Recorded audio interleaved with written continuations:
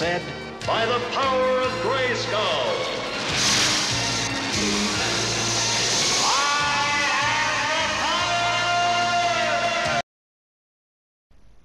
Hello, this is just a quick review of Harry Potter Legacy for the PS4.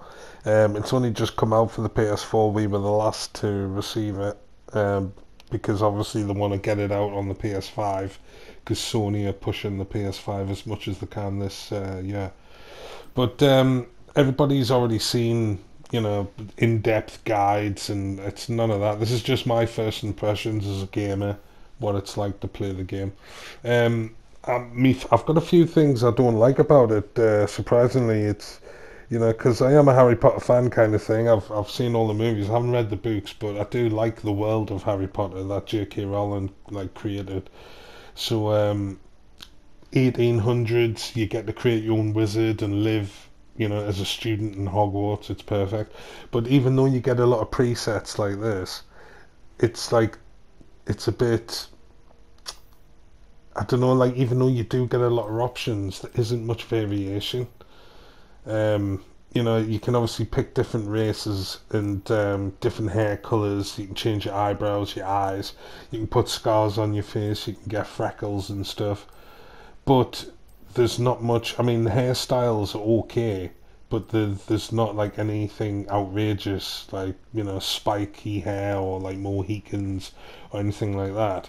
It's just sort of kind of, those preset ones are basically just what you can create. It's hard to make yourself really different from anybody else unless, you're gonna just have the stereotypical haircut and stuff like that. I don't know. I was just a bit disappointed. I think they should have had sliders for the facial features. Stuff like that. Change the body size. You should be able to be fat or thin or muscly. Because I feel once you'll see in my gameplay, I took my robe off and I've just got my waistcoat on. But you stick thin.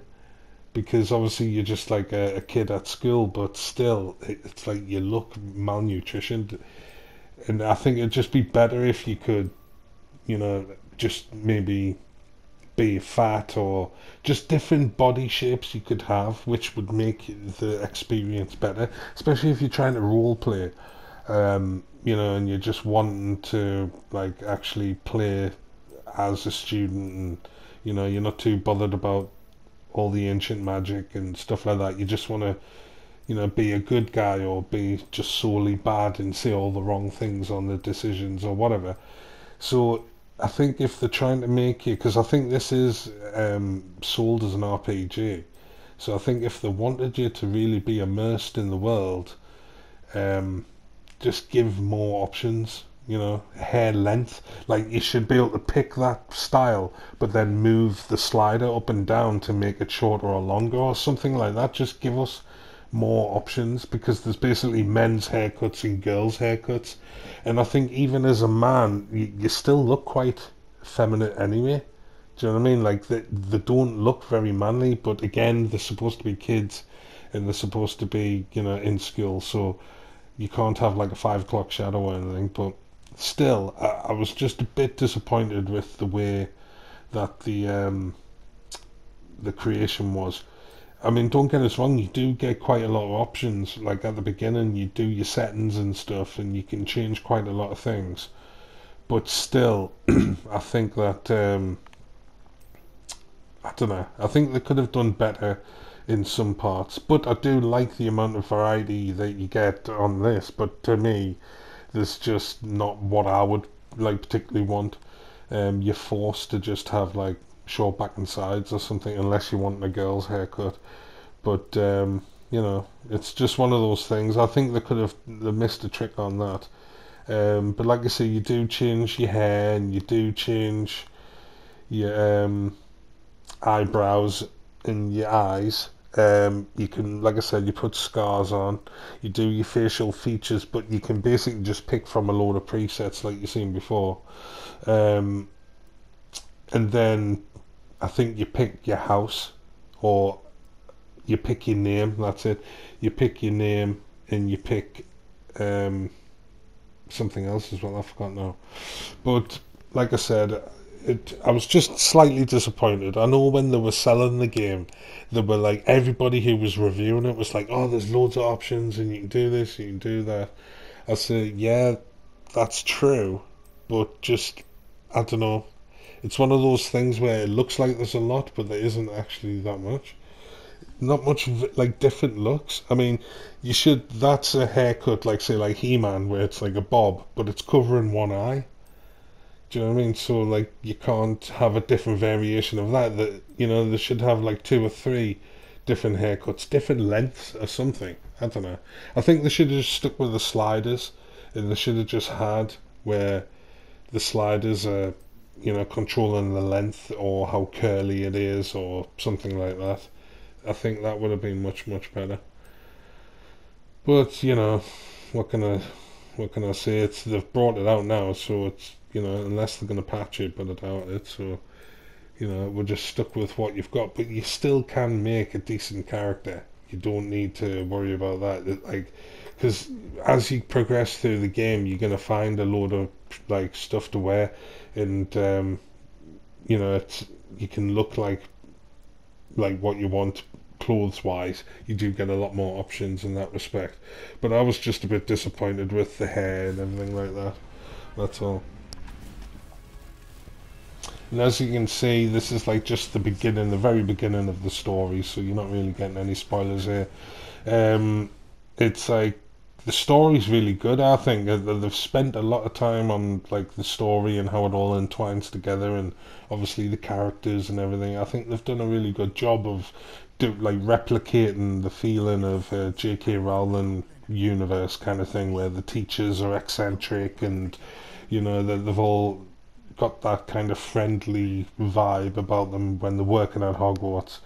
Um, but I think it's good how you get forced to do a bit of storyline before you just get let loose on the map. Like at the moment, I think I haven't even chose my house or anything yet. I've just, you're just watching a cutscene and then you do a little bit of walking around, and it's basically like this, where you've just got to follow this guy, and then you get to more cutscenes, and then you fight a bit, and then you do another cutscene, and then it's like this. It opens up the game finally after you've been playing for ages, which is good. I like it because it's trying to immerse you in the world of this, like Harry Potter, where magic's possible and all the familiar places that you've seen. Like, as a fan of Harry Potter, I think you're going to really enjoy this game a lot more than just a casual like person who's just picking it up to have a little go.